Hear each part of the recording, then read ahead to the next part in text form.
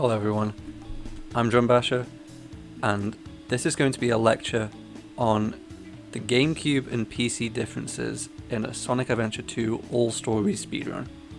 So just All Stories, we're not looking at 180 emblems or the missions or anything like that, just the scope of All Stories, and this is just the GameCube and PC differences.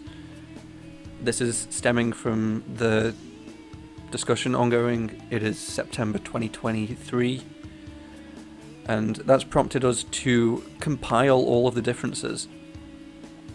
We know of most of these. Some of these took a bit of extra research and quantifying, and some just took expanding the scope of what we already knew, but we should have everything here now. So to break this down, I've put things into two different categories. That is HD enhancements, since of course the PC version is an enhanced port, and GC phenomena, so GameCube phenomena. This lecture, the slides are going to be available as well as this recording. So if you want to listen to this without a British guy talking about it, you can just look at the slides. Okay, first slide. HD enhancements, no effect on speedruns. This is a pretty small slide, definitely the least amount of content here. First up is faster loading. Of course, though, we don't time loads in our speedruns, so that's why this is of no effect. However, of course, we do track RTA. The PC Docs Row World Record loads into Iron Gate 4.5 seconds faster RTA than the GameCube World Record does. So I've used Katie's times there. Katie does play on GameCube with a USB loader, so the load times are more comparable to Dolphin. They're going to be a little bit faster than vanilla GameCube, but we already actually know that vanilla GameCube is even a little bit faster than vanilla Wii by like 0.3 of a second. So, you know, RTA is weird, loading is weird. It's one of the reasons we don't time it. But to just give a ballpark, you're going to be sitting in load screens for about 4.5 seconds longer each time. That's just what the point of that line is for. Okay, and the final three things on this slide are brighter lighting. It's cool. I don't know if this was meant to be an enhancement, but it's there. A nicer font. We don't have to use Comic Sans. So, you know, you're reading hints in this font. Maybe it's, I don't know, it's a difference. It has no effect, but it's a difference. And extra pause menu options. There's going to be no accidentally entering the leaderboards, the in-game leaderboards on GameCube, because they don't exist. It is only continue, restart if applicable, and exit. So this, you know, semi has some effect on speedruns, but not really. It's just if you haven't been paying attention to your lives, then, you know, I guess. Because you'll just do pause down A, and it will exit for you. It's fine. Okay, here we go. Here's actually things now. HD enhancements, some effect on speedruns. There's still a lot of nothing in here, but we'll just go through it. Pause menu restart confirmation. So, when you reset on GameCube, you just have to do pause down A. You don't have to do pause down A, left A. So that's 2 fewer inputs, and so on PC, because we're talking about the HD enhancements here, so that adds a handful of frames per restart, playing on PC compared to GameCube. So, for example, some of the community golds, like Flying Dog, where you want to restart, they are going to be marginally faster on GameCube for their maximum potential. Here's a weird thing. So the menus are actually slightly different on the GameCube version. Menuing into story, so you've just got your new file, you go to the story select and you choose your story. On PC, when you press A, frame 1, it's a black screen, and you are loading, and so time starts as soon as you press A. However, on GameCube, it's actually a fade. You press A and then it fades like half a second or something. So technically, time would start when the fade ends, not when you press A, which is a bit weird. When it comes to thinking about an all stories run, so re-entering 2 further stories, I think that means it's going to be slightly longer. Not by much, but that's a thing. But then on the other hand, there's the other part of this sentence. Character dialogue is skippable earlier, so if you need to re-enter a story, so this is not necessary in an all-story speedrun, but if you have to quit out for lives or whatever reason, you have to, menus are timed now, so all of this is timed. And the character dialogue on PC, the minimum time is like 64 frames or something. If you're mashing your heart out, it's still going to be a full second. But the character dialogue is skippable way earlier on GameCube. So, that's some effect on speedruns. If you're doing a single story, this isn't really going to matter. People aren't really going to be doing all stories runs on here, but... So, yeah. It's mainly Dark Story and Last Story, rather than multi-story runs. So, this isn't crazy. Speed of menuing is affected. Okay, widescreen resolutions. So, on GameCube, your resolution is 7360. It's not 4:3, it's 7360, which is the same as Sonic Heroes, which is the same as Super Smash Bros. Melee. That's just what they were. I don't know. Go figure. So on PC, you can play on 4:3, real 4:3. You can play on 16:9. You can play on whatever you want to play on. The world is your oyster.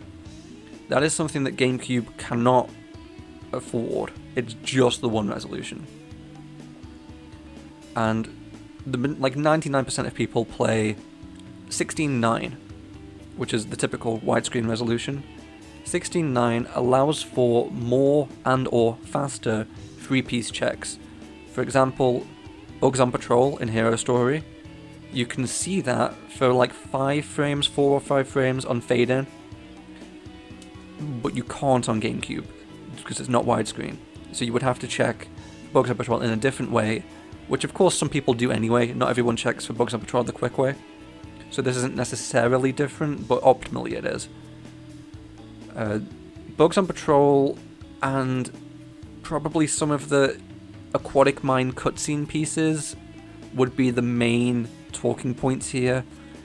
Dry Lagoon, the left coconut from Spawn probably also is. I actually don't know. We'll find out at the end of this lecture, because we're going to be playing the game for a little bit, so we'll find out then.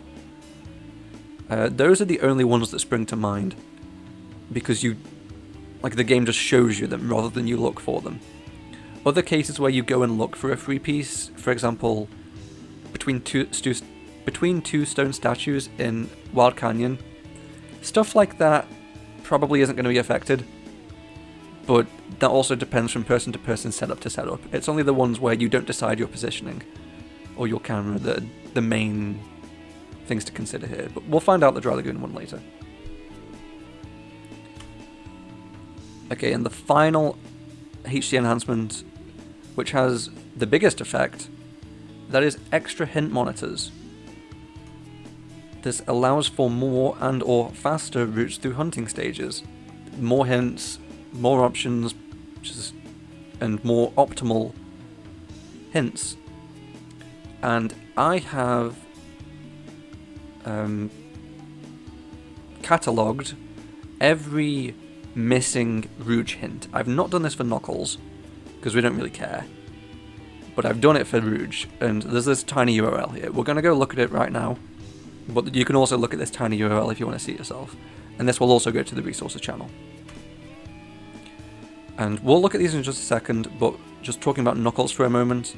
While the missing hint monitors in Knuckles' stages have yet to be fully documented, it is known that Knuckles' stages are more negatively affected by missing hint monitors than Rouge's are, Meteor Hood in particular. The Meteor Hood spawn hint is not there. That is the biggest missing hint in the entire game. I know that Knuckles has some missing hints in Aquatic Mine and Pumpkin Hill 2. So let's look. Let's do this. This document is called SA2B GameCube Missing Rouge Hint Monitors. There are 17 of these.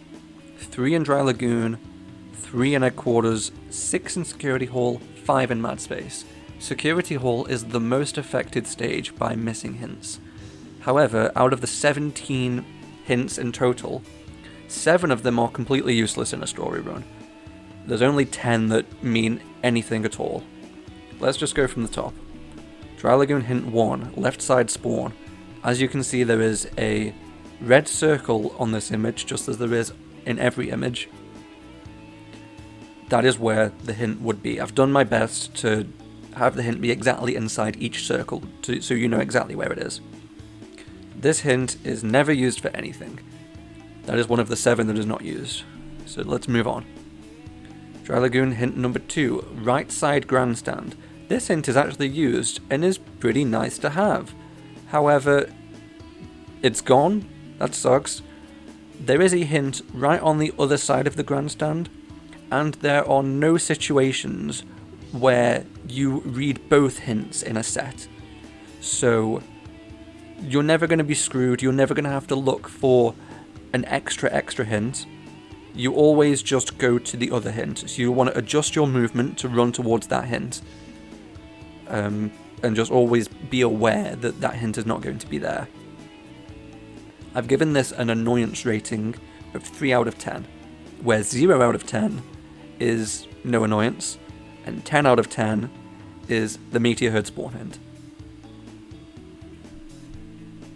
A slight inconvenience, as other hint options are nearby, which is just one option really, and they will always be there. Dry Lagoon 3, left side mini pillars. In that circle at the bottom, I chose to take this image up here just because it captured both hints and the location of it. So me personally, I use this hint when I get piece 1 in between the mini pillars, piece 1 offering, and maybe piece 2 blue box. That's it. And in none of those cases is that hint optimal, because there's the hint that's on the opposite side, and the opposite side one, blue box, is closer to it, and for in between the mini pillars and offering, the hints are equidistant from it. The only thing that hint really has going for it is just because it's an option, and options are nice, and this may help your movement to get to the 3-head wall, which is where you might be going from this position. I've given this an annoyance rating of 1 out of 10. Okay, moving on to Headquarters. The altar side red altar doorway, so we're standing in altar room here. As you can see, there is a hint right next to it, just on the other side of the doorway. And this hint is only used in one specific circumstance, and that is for Fear of Heights P2. If we were in NG Plus or an X25, this hint would be more used, but because we're in a story and we reset altar piece 1s, that is its only use. And so if you are in that situation, just read the other hint. Annoyance rating 2 out of 10. Headquarters Hint 2, altar side green altar doorway. This is on the opposite side of altar room.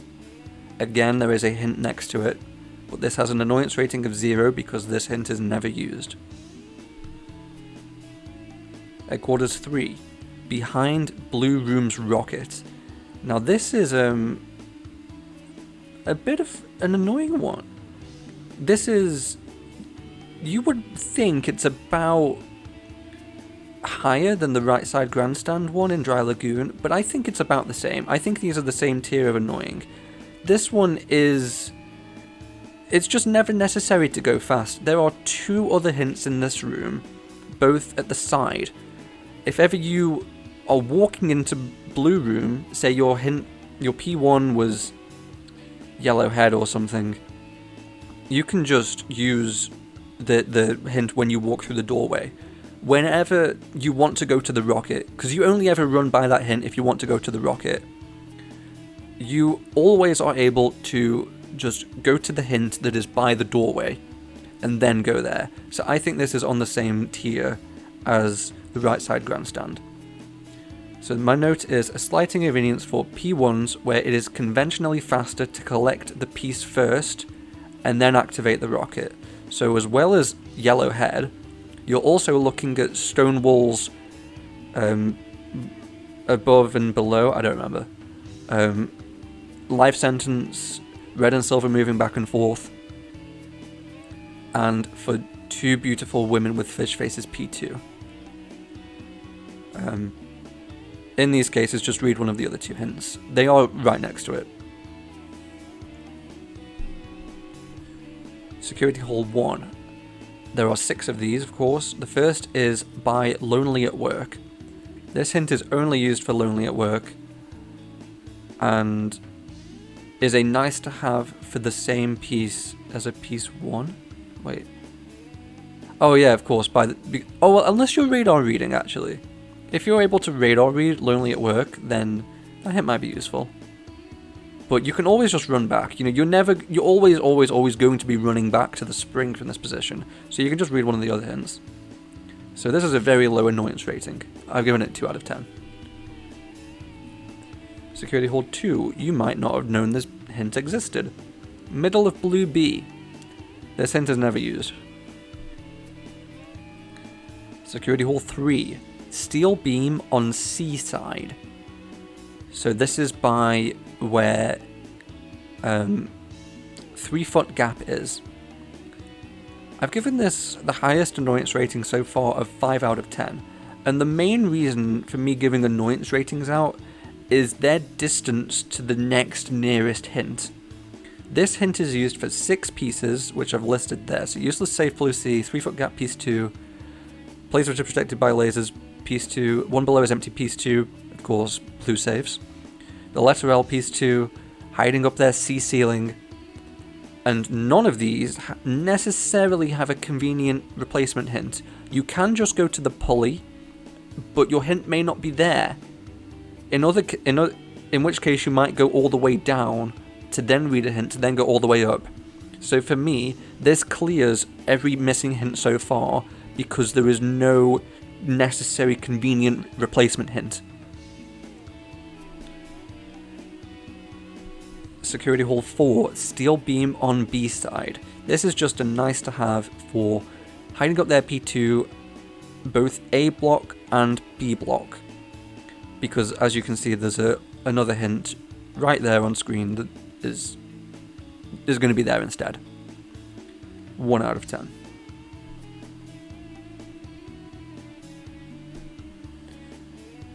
Security Hall 5. This is the biggest one. This is the most annoying hint to lose in Rouge. Lower floor of top room. There are now no hints on this lower floor. You can see in this image there is a hint. The platform that the pulleys are coming out of, there is a hint on that platform. That is the replacement hint. So we do have a replacement hint, but you have to climb up for it. And finally, Security Hall 6, upper floor of top room. You can see the replacement hint more clearly in this image. So that hint that you can see is now the only hint on the entirety of the top floor, which sucks. I've given this an annoyance rating of 4 out of 10 because it's very easy from this position to just go and read the other hint. However, there is a chance that that hint has already been read. And that would be annoying, of course. You would then have to go all the way down. You're going to need to go down anyway, of course, from this position. But you're going to have to go down to where the pulley is. And then you may need to go higher again, but of course you can just use the pulley. So, not crazy. 4 out of 10.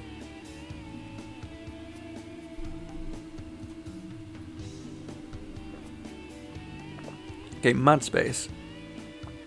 Mad Space 1. The close side spawn hint. This is the hint that everyone uses immediately when they load into the stage. And it's in a brilliant position for you to check the forest piece 2. This hint is gone. You have to use the hint in front of you instead, and then double back on yourself. Now that's not too bad of a inconvenience, it's just that you have to do it every time.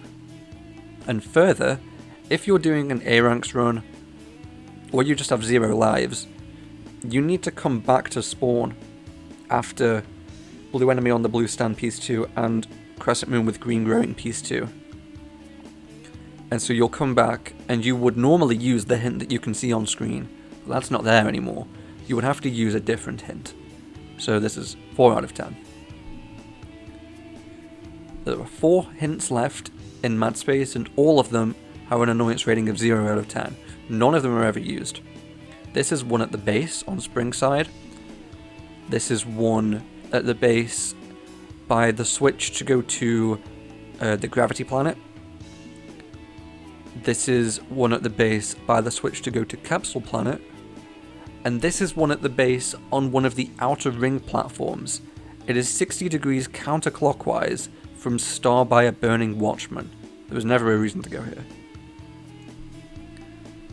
And that's it. Those are all 17 hints. Isn't that cool? That was a lot. Let's move on. GameCube phenomena. So these are the things that are just different. For whatever reason, they're just different. However, most of them have no necessary advantage. They are just different. So let's go through them. Different vanilla dead zones. Fortunately though, this it's the vanilla dead zones that are different. We encourage people to customize their dead zones to their liking, and with the legalization of Dolphin, that is easier than ever. This can be negated by controller configuration, and if you go to that link, tinyurl.com/SA2 Dolphin controller setup, you can see Katie walking you through Dolphin controller setup for this game, for the dead zones, and just everything, even remapping buttons, everything is in there. Good video to watch. Next is a very strange one. Camera triggers are analog, so not digital. It's not just 0 to 100, it's analog. It builds up, and a full press goes at 120% speed. So instead of one camera turn being 2 seconds, 120 frames, it is now 100 frames, which is 1.67 seconds. So this can affect some setups. You're going to want to make sure you can still do fling skip. Different ESG setups. This is a funny one. So you can't do glitch credits any % on GameCube because you don't have the funny widescreen CKG. And I think there is a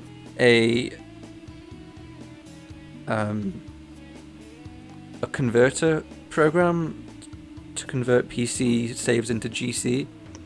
So you could just, do that, and you can also do that for the Deku glitchy save file. However, there are just entirely different ones, and one of them is just better. So there's 2 different ones. Soft reset. Soft reset is done by XB pause. Just hold XB pause for a second and you'll soft reset. So soft reset at the end of a cart stage, in story mode, in a new file. For example, in a hero story run that you're doing, a legit hero story new game run, and if you're trying to save RTA by soft resetting at the end of stages, if you do that, you'll get to Route 101, you'll do it there, and you'll have ESG. That's just how ESG works. That was how it was first found, I believe. And an old GameCube runner called Master C made a video documenting it. You can find it at tinyurl.com/route101ESG. However, this setup is non-reusable because you, through doing this, you beat the stage. You then go to hidden base afterwards. And this only works if it's your first time getting that emblem on your file, so it's non-reusable, so it's a bad ESG setup. However, soft reset doing credits in story mode in a new file. This is the one you want. This setup is reusable and is recommended.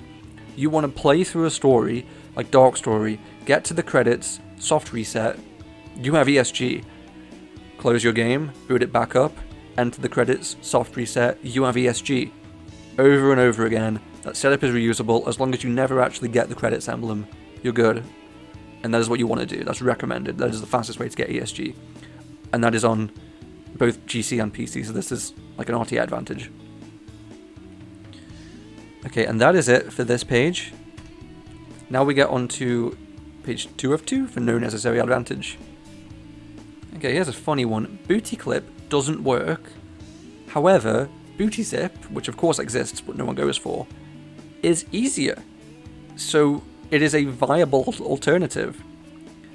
But, of course, you know, it takes you to different places. So it achieves a different goal, but it's kind of like the menuing thing. There's advantages and disadvantages, so... And it's not even been researched. No one plays the GameCube Hero Story at a level to be doing booty zip. So no one's really researched it. So, yeah. Oops. Here's a really fun one. 3 Mad Space pieces are missing or inaccessible. I have looked through every piece in the game. Not the piece 2, sorry, not the 2-player pieces, but all of the regular 1-player pieces. Everything on PC is accessible on GC apart from these 3 pieces. Blue Light Balcony, the yellow piece 1, Blue and Yellow, and Sad and Lonely Light. In Blue Light Balcony's case, and for Blue and Yellow's case, so both of their cases, they just straight up deactivated the piece, essentially. I said, no, not happening, missing. So, for piece 1s, this means that every other piece has, you know, a slightly higher percentage of happening, because each piece 1 chance is just, you know, 1 divided by the amount of piece 1s that there are in the stage. It's a completely even chance. So it's still an even chance, but everything just is a little more likely now. Blue and Yellow is a piece 2, so things work a little differently. On PC, there are 33 piece 2s in Mad Space, which means that for each piece 1, there are 17 possible piece 2s. However, with Blue and Yellow gone, there are now 32 piece 2s on GameCube, which means for each piece 1, there are only 16 possible piece 2s. So to recap, GameCube, 16 possible piece 2s per piece 1, PC, 17 possible piece 2s per piece 1. This means that you're going to get, of course, 1 less piece 2 showing up possible for your piece 1. If a possible piece 2 for your piece 1 on PC is Blue and Yellow, then just know that that's gone. If your piece 1 is close enough to Blue and Yellow that its 17 piece 2s are different, it's not got Blue and Yellow in it, then that 17th furthest away piece 2 is gone. That is why Sad and Lonely Light is inaccessible. The only way that Sad and Lonely Light can spawn on PC is because it is the 17th farthest piece away from the machine that protects the storage container. Because on GameCube, 17th furthest away pieces don't show up anymore. The limit is 16. That means Sad and Lonely Light cannot be spawned on GameCube. So that's fun. Potential for different boss behavior due to different RNG function. So it is known that the RNG function is different on GameCube, for whatever reason. And we usually associate this with, you know, hunting. However, there are RNG calls that matter in boss fights, and the best example of this is the Final Hazard first weak spot placement. It's always in the same place, every single time. Every time you load into this stage, like an All Stories run, it's in the same place every time. Like on first load it's always the same. It's always like down and to the right a bit on PC. However, on GameCube, it's in the middle and up, so it's in a slightly different place. That's different. There's no necessary advantage, but it's different. And I will say that you should watch out for other bosses. I believe there is a slight difference in Sonic 1. When I was always trying to come up with setups and just practicing Sonic 1, I would do it on GameCube, and I wouldn't be able to perfectly replicate my strat on PC. It was just not as consistent. So, I can't give any quantifiable evidence for this, but watch out, there might be some setup differences because of this. Oh, the music's over. I've been talking for a long time.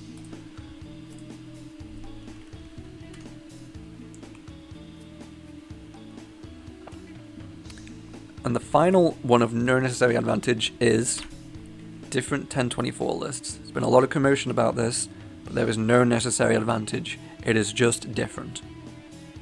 tinyurl.com/SA2 hunting database. This brings you to en passant's Google Drive with all of the Google Sheets, like the Wild Canyon pieces, Pumpkin Hill pieces, etc. So if you're reading this or listening to this, you probably already have this link at hand, but there it is as well. Okay, so now, final two slides. GameCube phenomena disadvantaging GameCube. Let's do those ones first. Forced blue safes upon entering Security Hall. This sucks. So not only are you unable to have a choice, because options are good, expression is good, blue is the worst. Yellow is conventionally the best, red is the best if you're really on it, blue is bad. So that sucks. And then some wall runs have negatively impacted behavior. You might look at this and just think it's funny, because the whole reason we're doing this is because of Iron Gate wall run, which is positively impacted on GameCube. But the rule of thumb is that GameCube sucks with wall runs. Iron Gate wall run is completely an anomaly. It is the only thing that is positively affected on GameCube, which is just silly. So, I have 5 of them here, and these are all the ones that I know of. City Escape Skyscraper, Green Forest Mini Wall Run, some Aquatic Mine wall runs, including both Level 3 and Level 2 Ghost Room side wall runs, Final Rush wall run, Final Chase Gravity Tubes. And I'm going to show them off now. Hi.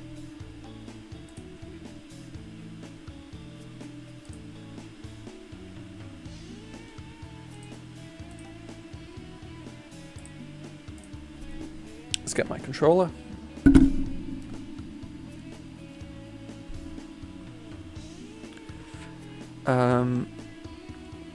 Real quick, I just need to change the sound. Okay, so I have some save states. Here we are in City Escape. Let's spin dash. And now watch this. Oh, okay, that's not usual. Oh, you could see the effects, but it was just too late. Let's see this. Yeah, you can see the shaking. Look at the shaking. Shake, shake, shake, shake, shake, shake, shake. It's a bit weird. And as long as you hold a direction, it's fine. If you neutral stick, you just unroll. And this, it looks slower, doesn't it? I'm pretty sure it's a little slower.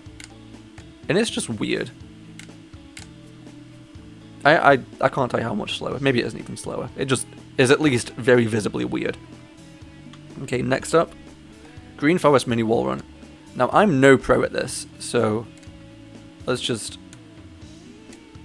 see. You just get rejected. Rejected, rejected. It is not happening.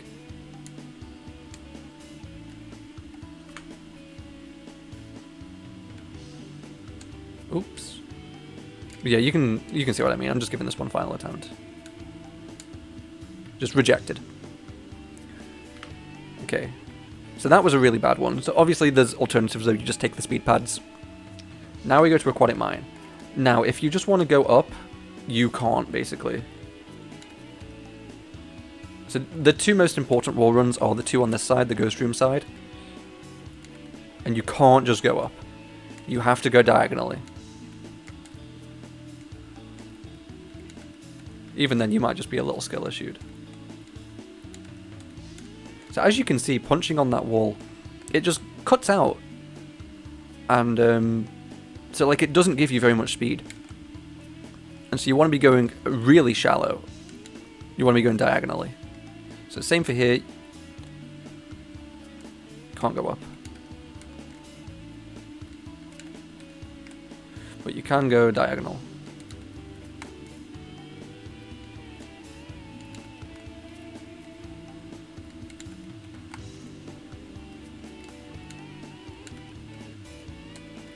So it's possible. It's not all of them. This one's fine.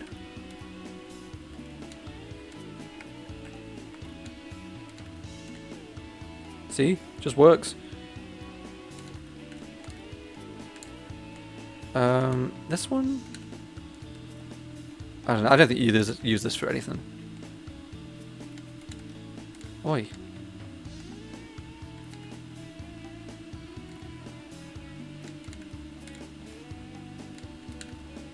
Rejected. So yeah, there you go. Final Rush wall run. So, you know, out of these that I've listed, the 5 that I've listed, the only ones that are used in new game runs are Green Forest wall run and Aquatic Mine wall runs. But obviously people aren't doing Hero Story in this. I've just got to add it anyway. The other 3 here are all restricted kind of things. So like the Cityscape Skyscraper and also this. Oops.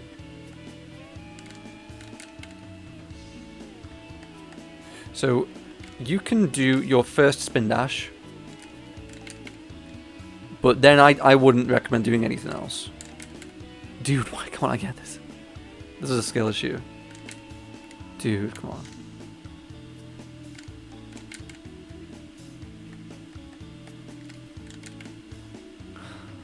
This is ridiculous.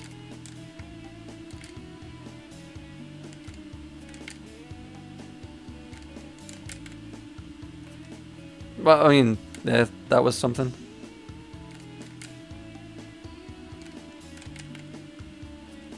Damn, I can't even get the spin dash anymore.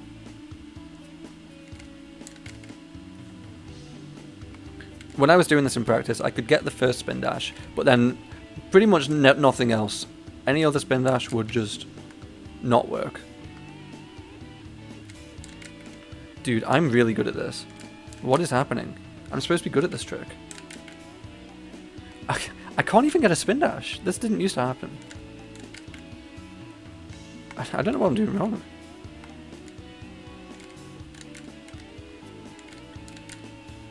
I think there are workarounds. There we go.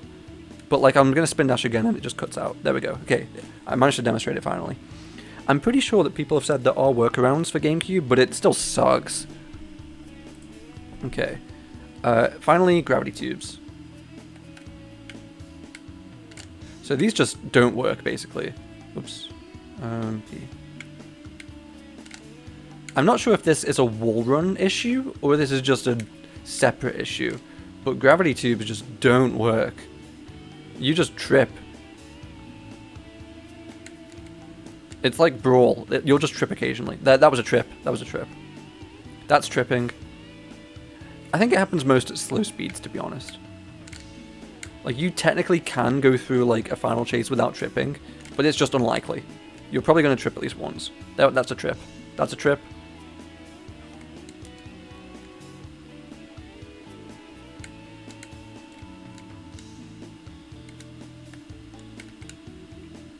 Trip.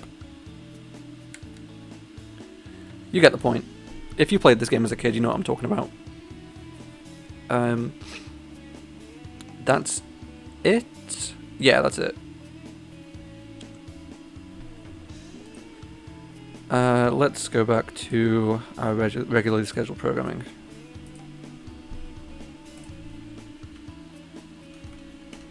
Okay, one other point to make is that, in general, wall running has potential to be different on GameCube.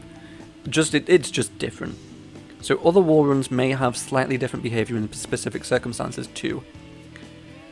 These are the only wall runs though where you need to like consciously be doing a different thing, or like Final Chase just be aware. I guess Cityscape kind of just know that you're going slow. It's only Final Rush, Green Forest, and Aquatic Mine that, like, you have to think about, I guess. Final Chase, you just hope you don't trip. City Escape, you can't do anything about it. But if you're just doing a wall run of some kind, and you're just like, oh, that was a bit weird, why did I get rejected there? Or just like that, the behavior was slightly different. It's just GC being GC. That can happen just kind of at any level. But these listed ones are the only ones where it's objectively different. Okay. Final slide, GameCube phenomena advantage in GameCube. A destruction sensor enemy can be destroyed early in Prison Lane. Approximately 0.3 second advantage. We'll go through all of these. Non-conditional start boosting cart stages. So PP skip, you get that all the time. Every time, without condition. Which is, in an all stories run, was going to save you 0.9 seconds. Carts have sharper turning. That's cool. Approximate advantage unknown. Faster opening of the 3 motion sensor doors in Tails Cannon's core. So this is why Last Story is faster. And that saves about 2 seconds overall. And finally, which there's quite a big jump, Iron Gate wall runs are possible. Approximately 45 seconds advantage overall, minus time spent pausing. So I'm going to go through these. The destruction sensor enemy, sharper turning, the doors, and Iron Gate wall runs, and then that's the end.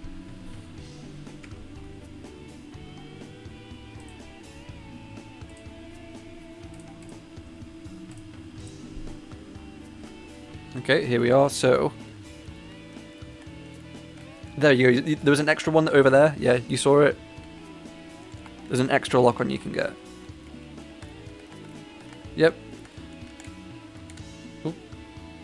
And so now let's see, and look, this guy is dead. There you go. Slight time save. Okay. Oh. Here we are on Route 280. Even when you're not drifting, it's a bit more responsive. Like, it's just sharper. So this is something that you just kind of have to get used to. You can try and drive like you're on PC, but obviously you're not driving on PC, so you're going to have to compensate a lot of stuff. This, you know, after Iron Gate Wall Run, this is probably the biggest effect. I'm not going to lie to you. Because this is genuinely just this, like, this is a control thing. The control is different. So you do kind of have to, like, if you want to stay on top, if you want to, like, go for world record or whatever, or a really good time, you're going to have to relearn this. Just, you know, racing car drivers, they have to learn new controls and stuff all the time. So just think of yourself as a real racing car driver. Yeah, it is just different. And it's sharper, so it is objectively better. You can get better times, but it's just a bit different. Okay, what is this one now? Yeah, the doors. So I'm going to show you all 3 of them. So there's eight doors in Cannon's core. 5 of them are destruction sensor, 3 of them are motion sensor. That was a destruction sensor door. This is a motion sensor door, and it just opens. And this is a motion sensor door, and it just opens. Right? Destruction sensor. And now I'm going to go right ahead just to the end. So I'm jumping ahead 3 doors, going to the 8th door here. Motion sensor. About 2 seconds overall. And final one, and here's a test for me.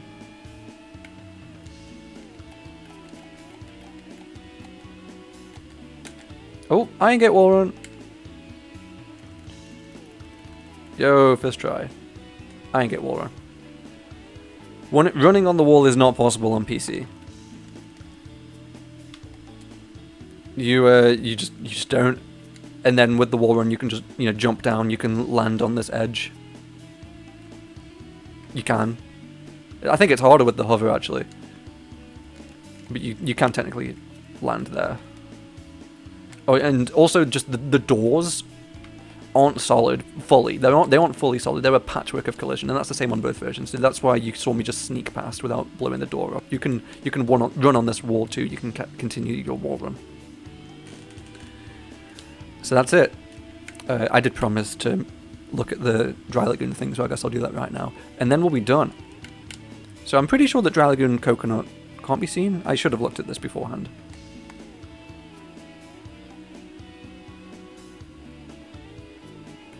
Oh no, you can. You can. What about this? Oh, you can. You just can see it. You just can see it. Never mind. Cool. Bug Saboteur you definitely can't. Aquatic Mine. Let's see if there's any that we can spot that are missing.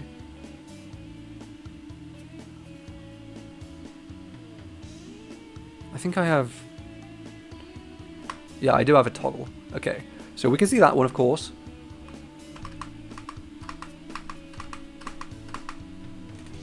Okay, so you can't see wooden window on a roof, but that's fine because it's a piece 1. Oh no, wait, do we go and look at... So we can technically see 3 fans from here. Oh, we do see wooden window on a roof, never mind. Okay. Okay, so this answers it. You can't see the middle 3 fans. You probably, for a human, I don't know if you'd be able to see the far 3 fans, i.e. near the wall. Maybe. You can definitely see wooden window. You can definitely see Jumbo Eye. You can definitely see that 3 fans. You can definitely see Skull Pulley. You can't see the middle 3 fans. Either of them. And if Bug Saboteur, there's no point. You definitely can't see it. I think that's it. That is everything.